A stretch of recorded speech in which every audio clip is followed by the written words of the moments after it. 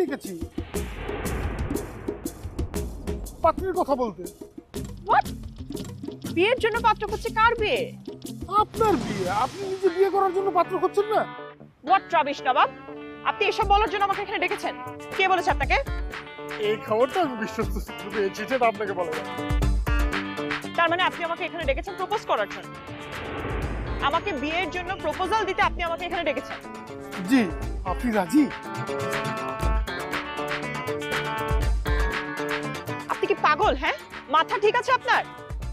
জি, আমার মাথা খারাপ হয়ে গেছে। আপনাকে ভালোবেসে আমি একদম পাগল হয়ে গেছি। পাগলের মতো ভালোবাসি আপনাকে। মানে আপনি যদি আমাকে বিয়ে করেন, আমি পৃথিবীর সকল সুখ এনে আপনার পায়ে দেবো। Stop it, just stop it. আমি বিয়ে করার জন্য পাত্র খুঁজছি, আপনাকে কে বলেছে? দদুল? জি। না না না না না, দুদুল স্যার দেয়নি। উনি দেবেন কেন বলুন? মানে আমি তো আপনাকে বললামই, আমি একটা বিশ্বস্ত সূত্রে খবর পেয়েছি যে আপনি। জাস্ট শাট আপ, একদম চুপ থাকেন।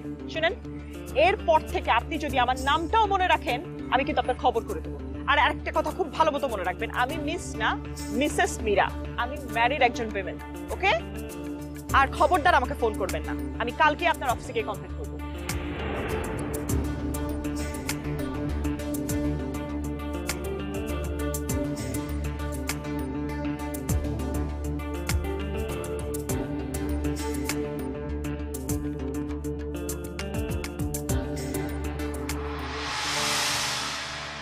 তোমার মেয়ে আজ আমাকে বলেছে আমি নাকি তাকে শত্রু পাই। আমাদের মেয়ে, সেই ছোট্ট মীরা যাকে তুমি পেটে ধরেছিলে, আমি শখ করে নাম রেখেছিলাম। এই যে এই দু হাত দিয়ে ধরে ধরে যাকে হাঁটতে শিখিয়েছিলাম, অসুস্থ হলে রাতের পর রাত নির্ঘুম কাটিয়েছি, সেই মেয়ে বলছে আমি নাকি তাকে শত্রু মনে করি। শেষ দিন পর্যন্ত যার কথা ভেবে গেছো তুমি, যার সুখের জন্য আমি আমার ঘর বাড়ি, সেখানে তোমার আমার স্মৃতি সব বেঁচে নিঃস্ব থেকে, সেই মেয়ে আমাকে বলছে আমি নাকি তাকে শত্রু মনে করি।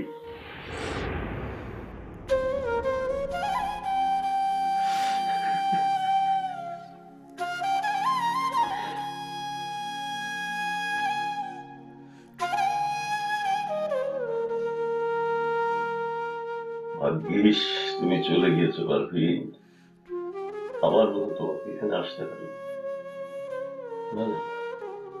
আমি আর না, আমি এখানে থাকবো না এইভাবে, না এইভাবে আমি থাকবো। তুমি তোমার কথা শুনেই আমি এখানে আসতে রাজি হয়েছিলাম, কিন্তু আমি থাকবো না, আর এইভাবে থাকবো না। আমি চলে যাবো, আমি থাকবো না, এখানে থাকবো না।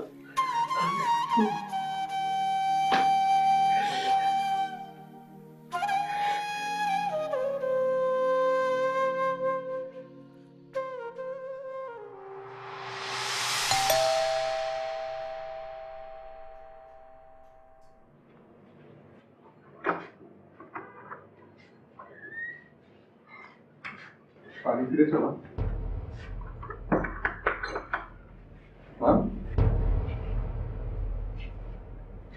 কি হয়েছে? এখনো পর্যন্ত কিছু হয়নি, আগামীকাল কিছু হবে কিছু বলতে পারছি না।